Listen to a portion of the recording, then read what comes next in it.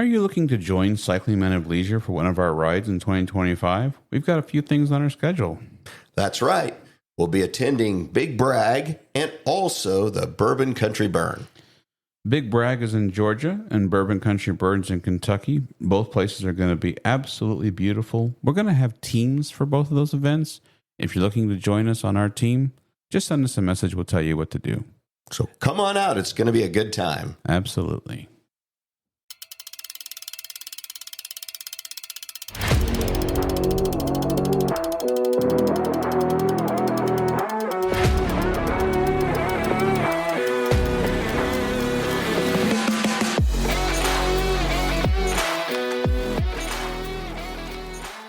Well, it's time for Road Adventures with Cycling Men of Leisure, the podcast for cyclists who understand that riding is not just about getting to the destination, but the experience along the way.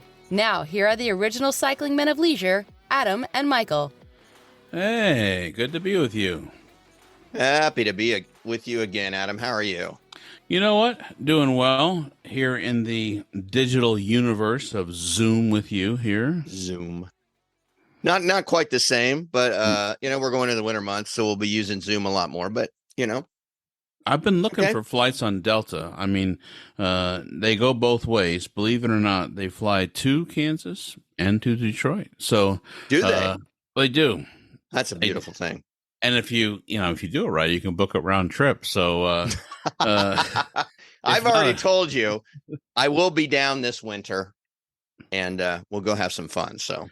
But it goes both ways. I enjoy your family as well. So I've been searching Delta. So far they're not playing nice, but I'm hoping we get into the fall a little bit more, and in the winter maybe we can find a random deal. Keep wiping out my cookies so I can pretend like I'm not a current customer. So anyways, that'll be good when that happens. Awesome.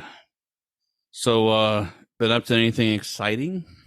No, just the usual stuff, school and work and that type of thing. But, one thing I did come across when I was cleaning out my stuff from our most recent adventure, how, I don't know, it's been probably back in, May. You know how I said I loved America, and one of my top reasons why I loved America is because there was just crazy museums about everything out there.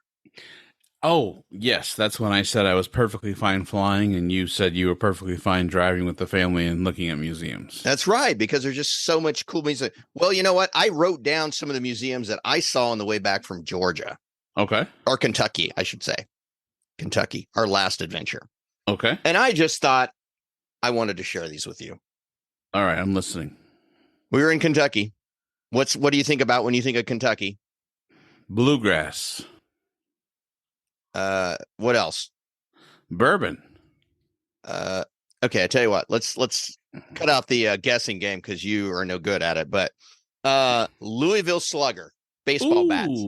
Yeah, that would be that. Now, see, when you were mentioning museums before, you said like the Iron Skillet Museum. I'm like, ooh, a skillet. Cast iron. Oh, cast iron.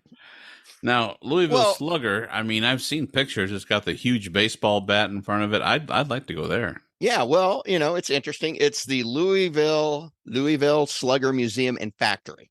Okay. So you can visit that the next time you're in Louisville.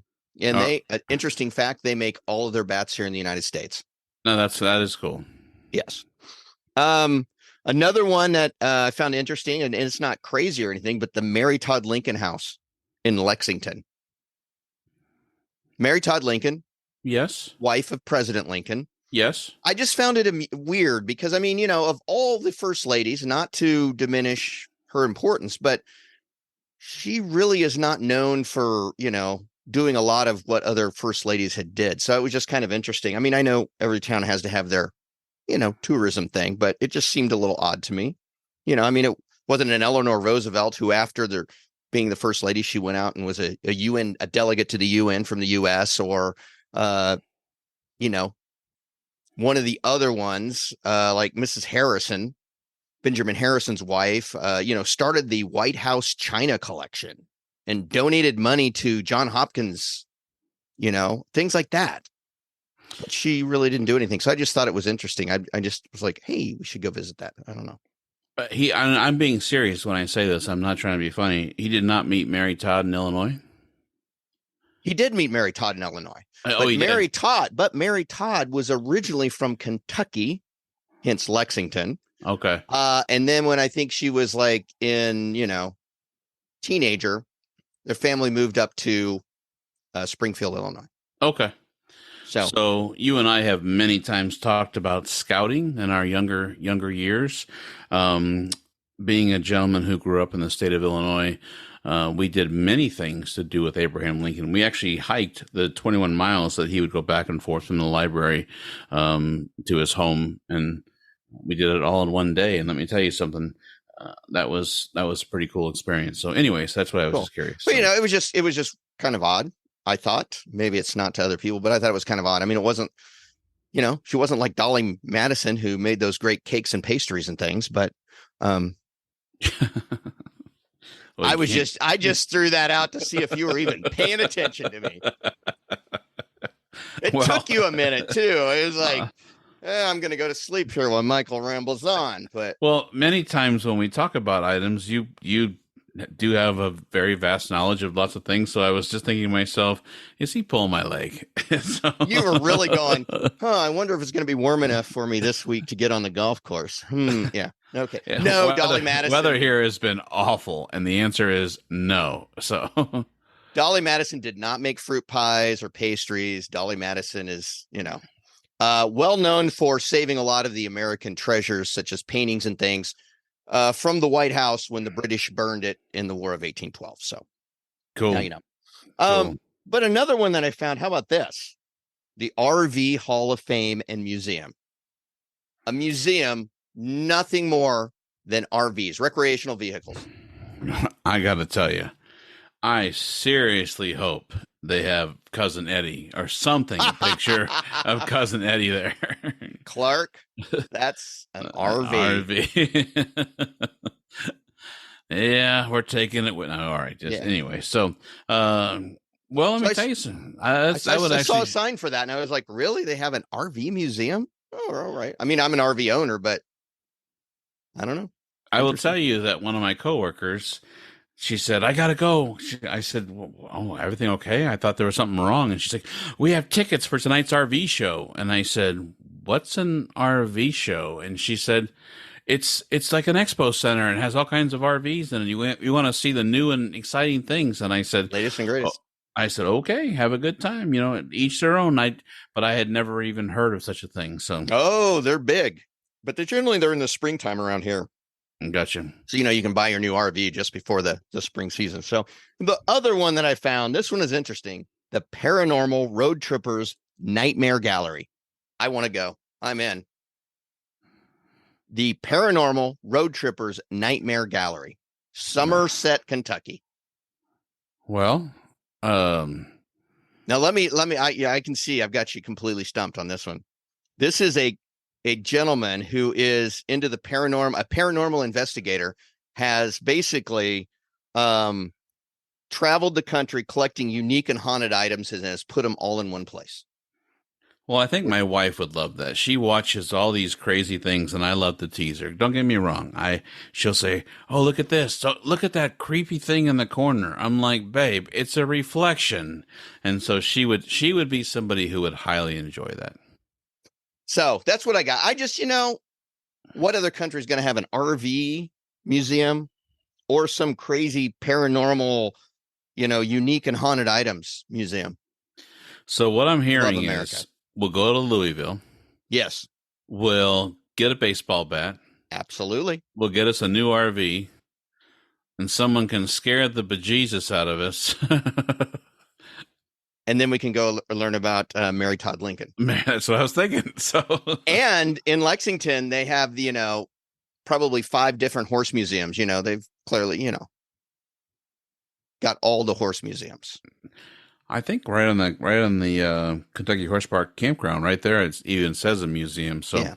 And they got the Kentucky Derby Museum and the Saddle Horse Museum, and I didn't even get into the horse stuff. It was a little overwhelming, I got to admit. That's a beautiful area. I could see why it'd be a good place for a museum. So anyway, done with museums. I'm just fascinated Driving through America, the signs that I see for museums.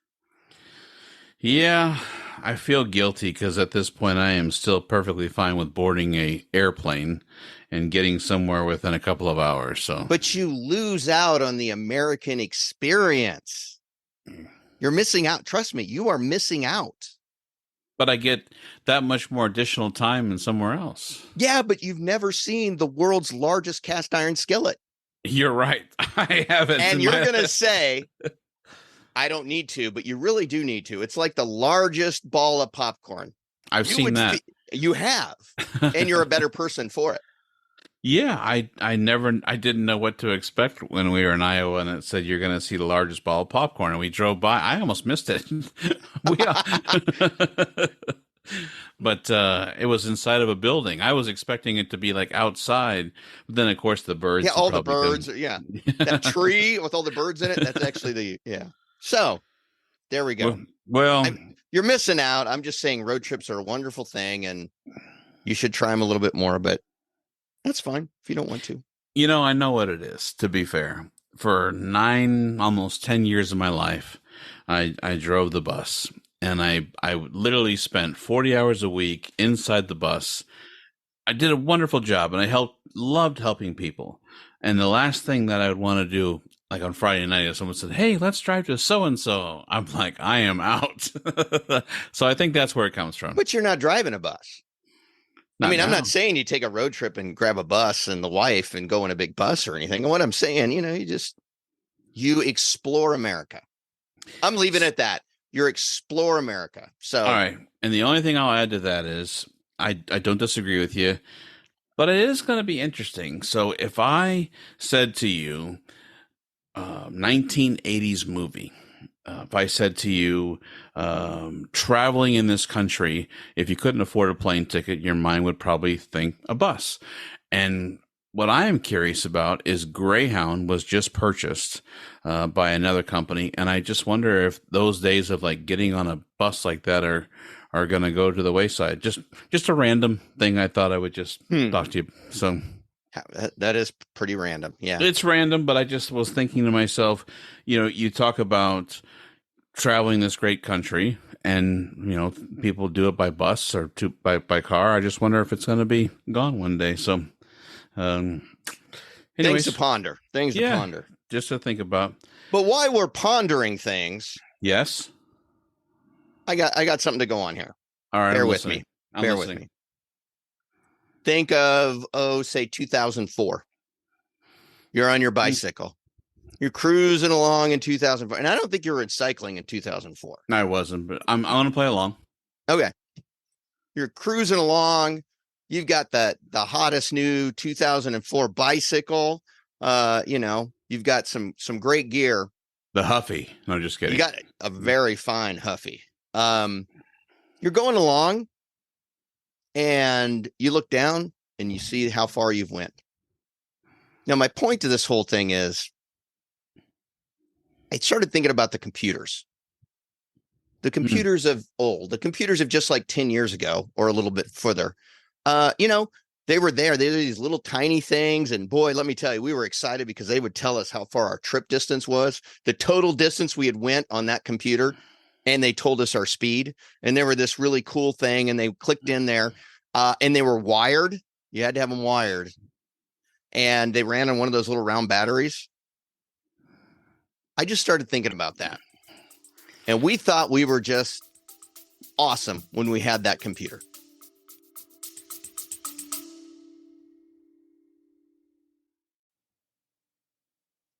On behalf of Adam and Michael, we both want to say thank you for your support.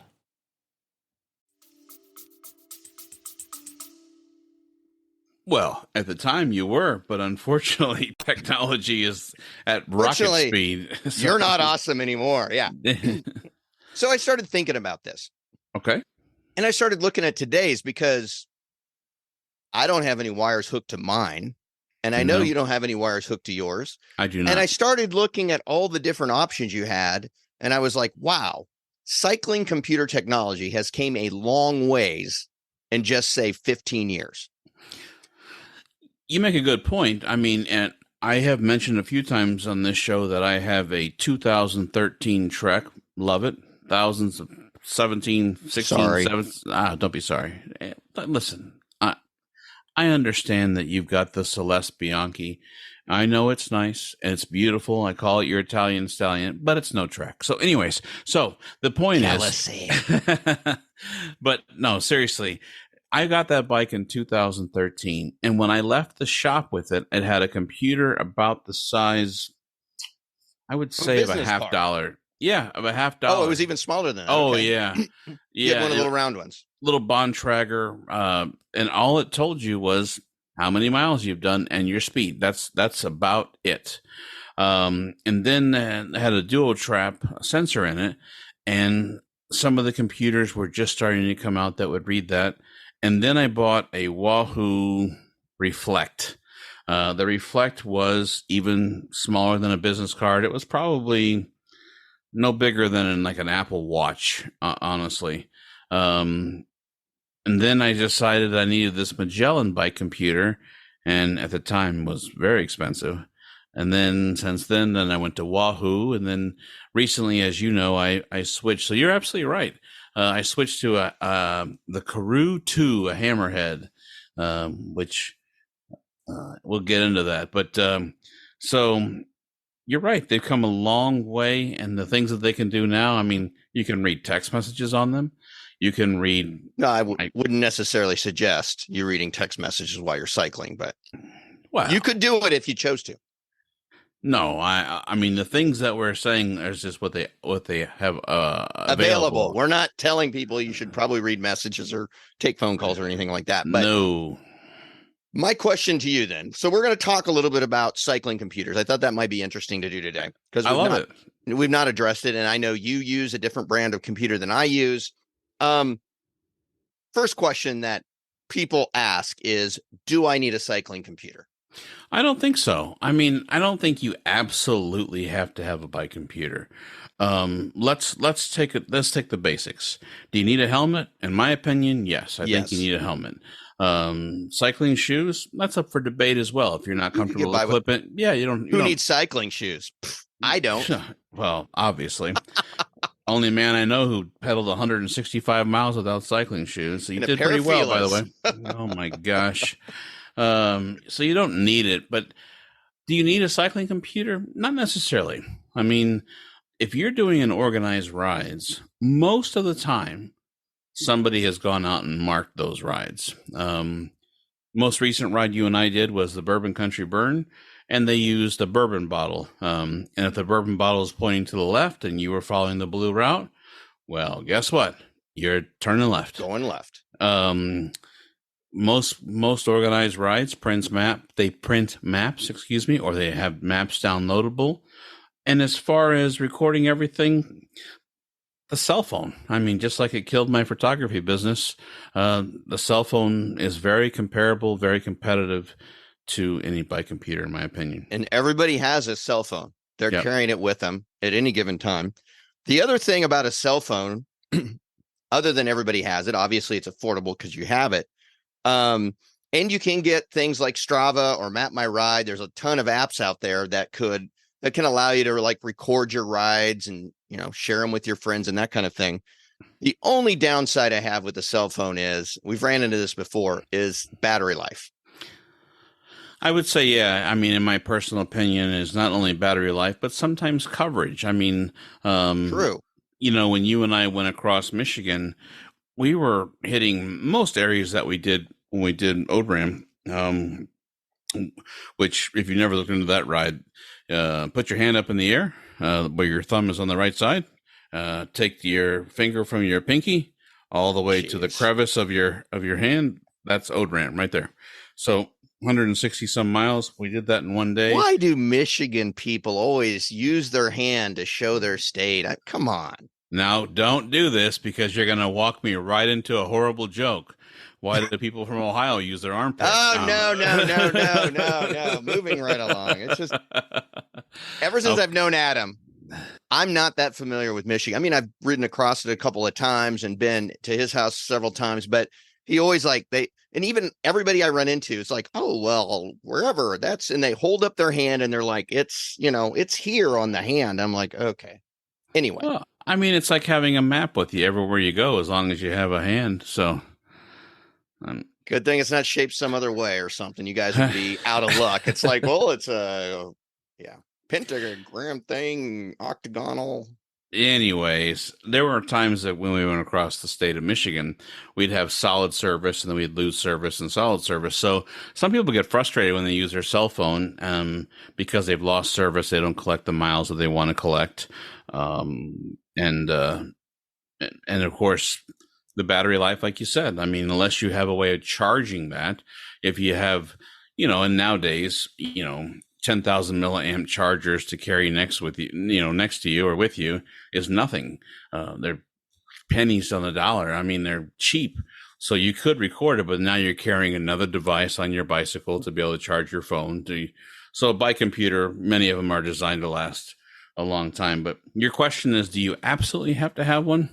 I would say no, you don't have to. If you do regular cycling on a regular basis, I think it's a nice perk to have. Yeah. Okay. Well, I think when you're looking at bike computers, to me, there are so many different kinds out there now. I mean, back in the day, Cat Eyes was like the brand, but nowadays they've just got so many brands out there.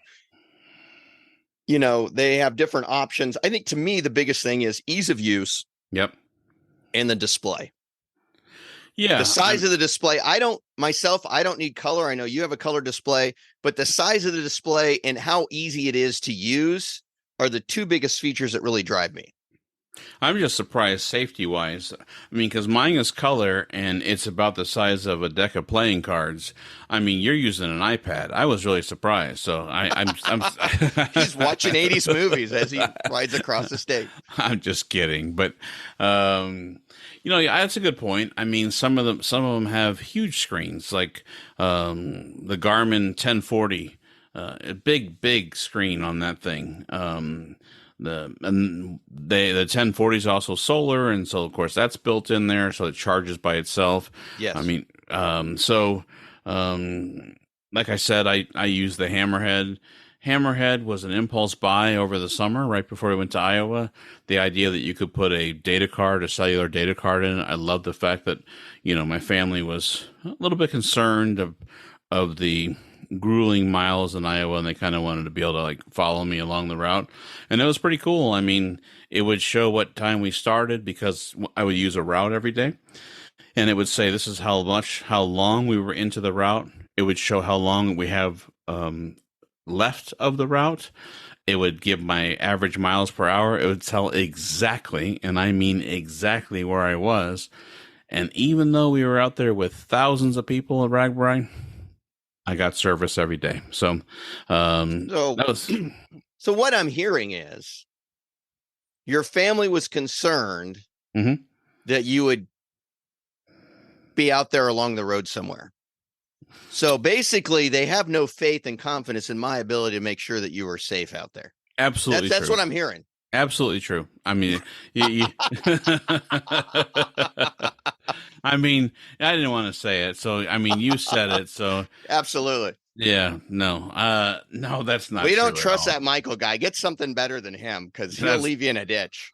That's not true at all. My family thinks the world of you, but no, it was just a comfort level for me, and it's a feature, as you mentioned. Some of them have more features, some of them have less features. The other thing is doing updates to the device.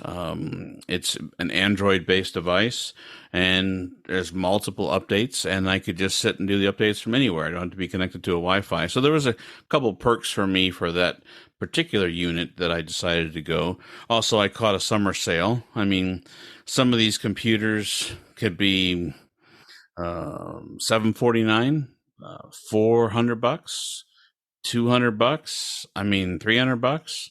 I mean, when you're talking price point, depending on what kind of features you're looking for. All about features. Yeah, depending on what you're looking for. I mean, to be very truthful, during the summer, I picked my new Karoo 2 up for $259. They're still selling it for $399 now. So I caught it on sale. It was an impulse buy. I wanted to try a different computer system. Really cool because that one for me has pinch and touch screen, and you can pinch and That's zoom, cool.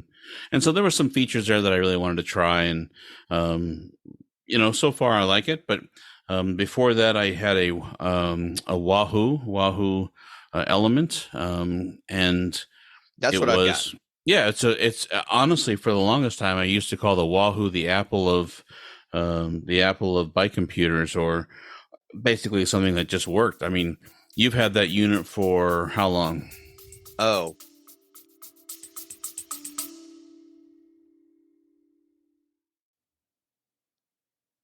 Hey, Adam, I need a Coke. Sounds good. We'll be back after a quick break.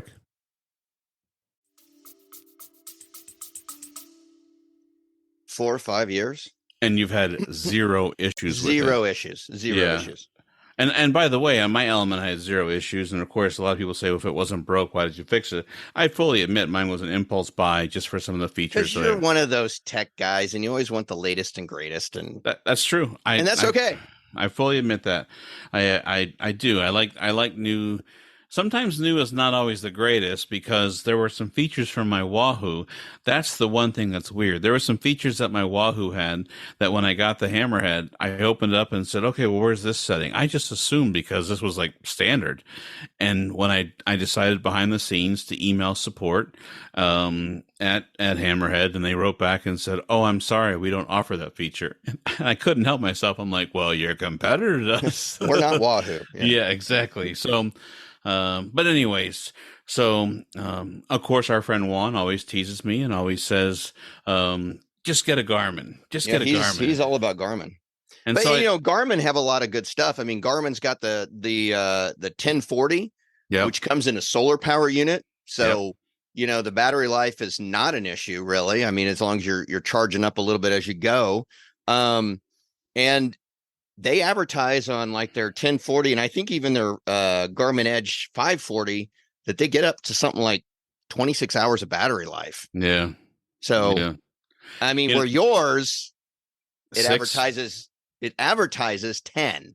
Yeah. But I think you were, I don't think you 6. quite got that much, but on a hot day in the middle of Iowa, I can tell you I got 6. Now, what I did is it charges via USB-C. And it did have, to be fair, it did have the like low power mode, but the whole point is I bought it because I wanted the features that they were offering. And of course, that's in high power mode. And so I actually, you and I, throughout the years, have purchased batteries from REI that are rechargeable, that just do just amazing stuff. Small little fits right in your back pocket. Goal Zero. Yep. Yeah. And so, all I would do is in my bike bag that's on the top bar of my bike, I had a USB-C cable from there going there right from the computer into the Goal Zero battery. No one would ever know the difference. I mean, we were going straight for most of the 500 miles. And even when we turned, there was nothing that was pulling or yanking on the cord. And so essentially I was able to figure out a way. But of course, that's another item that I had to purchase to make it work. But while you were talking, I decided to pull up a website, and I want to give credit where credit is due. But on outdoorgearlab.com, wouldn't you know it, they have a site called the 6 Best Bike Computers of 2023. Woohoo! Are you ready? Let me guess. Are we starting at the 6 or number 1? I will start at 6 for fun. Because I bet I can tell you what number 1 is. Okay, but don't tell me yet. I'm not telling. No. Go. All right, number 6, the Hammerhead Karoo 2. So there are 5 more better according to this than mine. And you got to understand, this is people that are out there using them and do this, but it's going to be different for everybody depending upon what features are important to you. That's all. That's what you got to keep in mind. According to them, I'm not sure what time they did this study, but according to them, the price was $399. It got 4.5 stars out of 5. The pros are beautiful display, great navigation. I agree with that. User friendly, lots of premium features. Like you said, I'm a gadget guy. That makes sense. Premium features, though, does that mean you have to purchase? Nope. Additional thing? Okay, so that's just premium features does not necessarily mean you have to get some kind of subscription to get special Nope. things. Okay, cool. No, good point though, but no. The cons are integrations with third party is spotty, pricey, and as they say, it's a battery hog, which I would agree with that. So yeah, I remember you've told me that it was a battery hog. Yeah. Bottom line, it says that Hammerhead's first serious contender for the top computer in the cycling world. So that's number 6. What's number 5? Number 5, the Garmin Edge Explore 2. This comes in at $300. The Pro for this is excellent navigation, a good feature set, bright, colorful screen. According to them, the cons are tough to use in the rain, can be slow, has limited workout features, and according to them, bottom line is a great computer with a bright screen for navigation and adventurous limitations and workout features, and sometimes has a laggy interface. Ooh, don't want a laggy interface. No. Okay, what about, go ahead. Number 4. Number 4. No, just kidding. Number 4, the Garmin 830. List price was $400, but they're claiming you can now buy it for $309.99 at a little site called Amazon. So if you've never been there, they sell all kinds of cool stuff. But anyways, the Pro, awesome features in an app environment, Bluetooth. This is kind of weird how they write this. Bluetooth Smart and Ant Plus.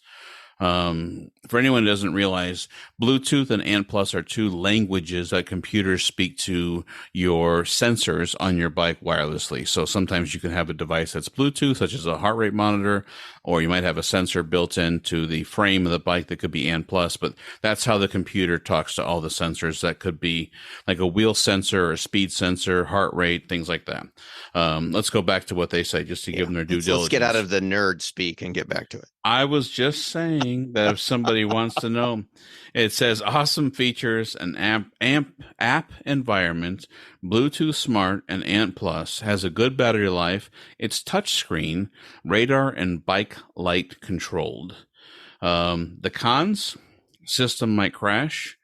That's interesting. That's 2 Garmin's in a row that says laggy and might crash, but it says system might crash, navigate, glitches, Strava live track integration issues. So that's really weird that number 4 and 5 are both Garmin's, and they both say they might be glitchy. So as a tech guy, I would not like that. So no, we don't like glitchy. Bottom line, it says it's a fantastic bike computer with super useful functions and features for everyone from training to navigation.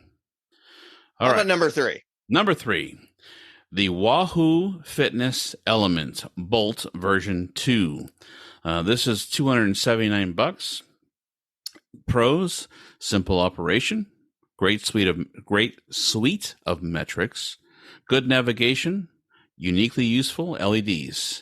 If anyone ever seen that computer, they usually have LEDs on the side and LEDs on the top. Both of them are customizable. You can do different items, such as if you want to show your power, your heart rate, or your speed. You can actually use LED lights as an additional thing on top of the screen to be able to read things. So and you can customize that at like the app, right? You do, and that's a cool part about the Wahoo computers is. Basically, it's the Wahoo computer is a representation of what you want the app to be on the what you set inside your app on your phone, right. Whether that's Apple or Google, I don't care, either or. And so what you could do is you could say, okay, I want this screen. You can have hundreds of screens of different data things that you'd like to look at. If you're a guy who likes to look at miles per hour and heart rate, you could look at that. If you're a guy who likes to look at all kinds of stuff, you can do. I mean, it is really sweet when it comes to customizing those different screens that you can have. According to them, the cons of that computer is lacks activity specific settings. It has a small screen, and like we said, it requires a phone use for some features. And according to them, and unimpressive battery. Now, I never had an issue with my Wahoo, to be honest. So, I have not either. I mean, I've gone 160-mile days and not had problems with it. Gotcha. But bottom line for that one, it says a smooth to use device that just works day in and day out and does what you need. No more. Number two. All right. The Garmin Edge 1040 Solar. Oh, no. Yes. That was going to be my number one choice. The Garmin Edge 1040 solar charger. I think, well, let's hear what they have to say. But okay, that would have been that's what I was going to say was number one. But $750, you better polish the pennies, my friend. That's right. Yeah. Put up some clams there. Exactly. The pros, giant screen, amazing feature, exceptional battery life. Well, yeah, it's solar. It better have an exceptional battery life. The cons, expensive. Features can be overwhelming and touchscreen only. Okay. Bottom line, an amazing computer with a huge screen and great battery due to the integrated solar panel, held back by the expense and a few physical buttons.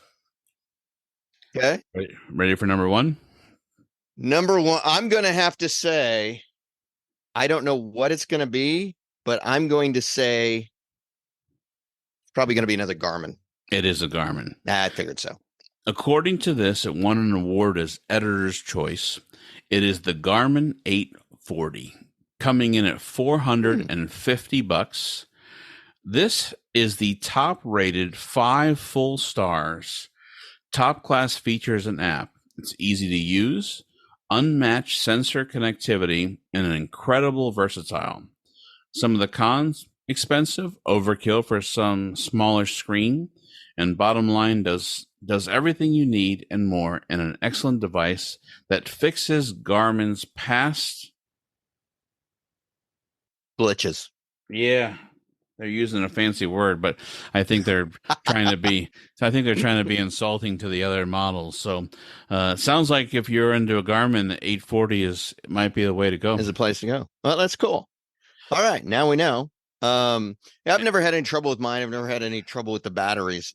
I just think when you start to look at this, I mean, unless you're Adam and just like, oh, look, technology, and you just buy something. I think when you go out to look, the things that I'm looking for, like I said, is ease of use, ease of setup. I'm not a techie guy. I don't want to have to go a bunch of places and do a bunch of stuff to get it set up. The battery life is important, depending on what kind of rides. I mean, we're generally doing 7, 8, 9 hour rides versus if you're just going out and doing 2 hours, the battery life probably isn't that big a deal. The screen size, unfortunately, as I get older, I notice that the screen size that matters. iPad's not big enough. Well, I do wear the reading sunglasses to help me out a little bit, so I need all the help I can get there. And then also on the screen is the touch. Do you want to have the touch ability, or do you want to use the side buttons? Honestly, I don't fiddle with mine a whole lot. I don't know if a touch screen would do me a lot of good. Right now, mine is, I can just do it on the 3 buttons that are at the bottom on my Wahoo to change it to different settings. The one final thing I wanted to bring up is, we use radars. Yeah. And like on my Wahoo, he was talking about the little lights. You can have that set up so that when your radar's coming, the little lights on the side will, change color, like be orange or be red based upon the speed of the vehicle and that type of thing. So I really like the integration that they have with things like cycling radars. Absolutely. And one thing I have to give credit for most of these computers is there are other companies than Garmin that make the radar, but I will say that Garmin is the most popular brand of radar. I think so. And I think what's really cool is the integration of all of these brand name computers to allow the Garmin radar to work with it. If you have never seen this radar, I truly believe in my heart that it is probably one of the best inventions for safety for a cyclist that I've seen in a long time. Maybe minus the helmet. Right behind the helmet. Well, I was going to say, right behind the helmet. Right. I mean, the way this device works is you somehow attach it to the rear of the bicycle.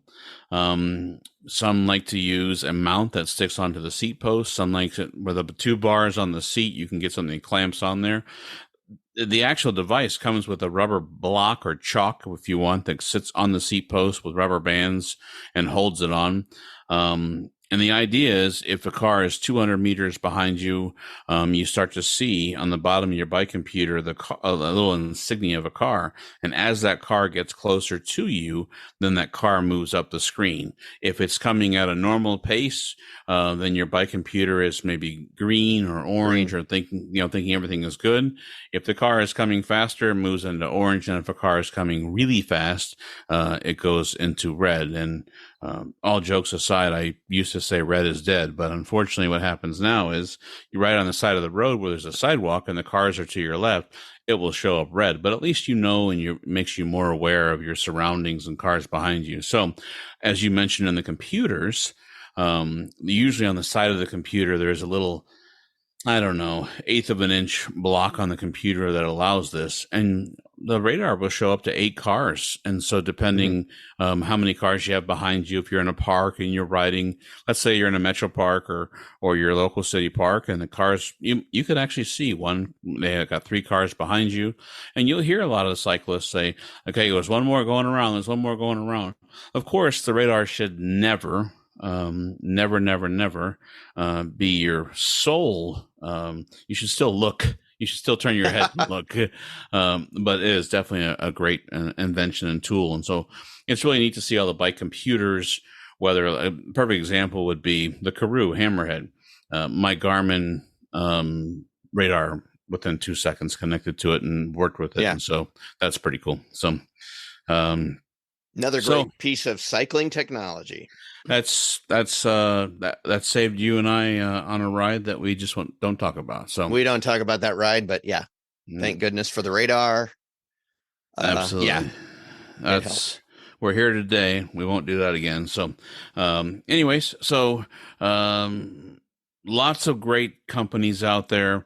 Why don't you and I drop a link to this website, give website credit where the credit is due in the show notes. And so this is outdoorgearlab.com. And we'll drop the link to this review for bike computers for those who are interested. I think that sounds great. It's one of those things that you don't think of very often, but when you need a new one, you go out there and it's a bit overwhelming. And if you're a newer rider, or have been a rider and have been out of the game for, 10, 15 years, it's a whole different ball game. A lot of different things that it's just amazing that your bike computer can tell you. And you can also, all of these, you can hook up to a heart monitor, either through your watch or through a chest, strap, and it will monitor your heart and tell you what zones you're in and all that kind of thing as well. So they're pretty crazy. And the computer you use, the Wahoo, they even have an arm strap for your heart rate, which is it's rechargeable. And so, like you said, I'm a techie. I love to look at all that stuff. And then I asked a few friends about that, and they said it just wasn't as accurate as a chest. And I imagine the chest is always going to be your best. So, yeah, jury's still out for me. If someone said to me, would you buy a Wahoo or Hammerhead? There's a lot of great things I love about it. I think I just need to use it some more before I would say yes or no. Yeah, you haven't had a lot of time to use it. So we'll come back to this later on after you've ridden another season and see if you're wanting to bring back the old Wahoo. That's right, maybe. Oh, cool. All right. Well, I'm glad we talked about cycling computers. I think the final thing we got to talk about is we've got some exciting episode coming up. You want to talk about that? Yeah, we do. We are going to have someone on who's done a ride called Bike and Build. Bike and Build was brought to our attention by the next guest coming on. And essentially... I was just going to say, we were at the Kentucky ride. Yep, of course. We're sitting around a campfire and they say, oh yeah, I went on this ride that I did this and this, and I thought they were joking. I did too. I'll completely honest. I thought they were just trying to lead us down a path and make us look silly. I had to look it up. As a matter of fact, our guest will be a she, and when she said, oh yeah, I rode my bike across the country and we built houses. And just for a second, I had to process that in my head. I was like, so I'm very familiar with Habitat for Humanity. They do some wonderful stuff in many, many, many areas of the world. But did you ride so far, then they brought you back, and then you worked on a different house, or how did that work? And no, we'll let the guest talk about it. But it was Bike and Build, which is ride your bike across the country and build affordable housing. And sure enough, they would ride so far, and then they would work on a house in that area. Our day off, we're helping build a house. So we're pretty excited about having her on. Blows my mind. That's incredible. So, and I would like to hear like the route, how many days in a row, things like how often did you break? Would you get a certain, few days off, or how'd you do laundry? And I mean, all the things that you and I think about when we go cycling. Did you have to wear your tool belt while you rode? Oh yeah. That's right. Here's my hammer. Got my hammer and my measuring. If I had a hammer, no, just kidding. I won't sing. Please don't. So no, that's what we got up next, and then that'll be interesting. So I've got a lot of questions. I do too. I'm curious, and I'm intrigued. I really am. So that's pretty much it. But the only thing that I would say is, in Michigan, you know what it wasn't today? Well, I would say it's always, Michigan included, a great day for a bike ride. You just have to be motivated to do it. You better be real motivated. It poured and it's cold. I mean, top reasons why not to live in Michigan. Hey, listen, it may not be my best choice, but listen, there are some beautiful times here in Michigan, but today was not one of them. So, still, other parts of the country, it's a great day for a bike ride. Absolutely. All right. Fair enough. Thank you so much. Thank you. Thank you for coming along with Adam and Michael on Road Adventures with Cycling Men of Leisure. If you have enjoyed this, please subscribe to the show on the podcast app of your choice.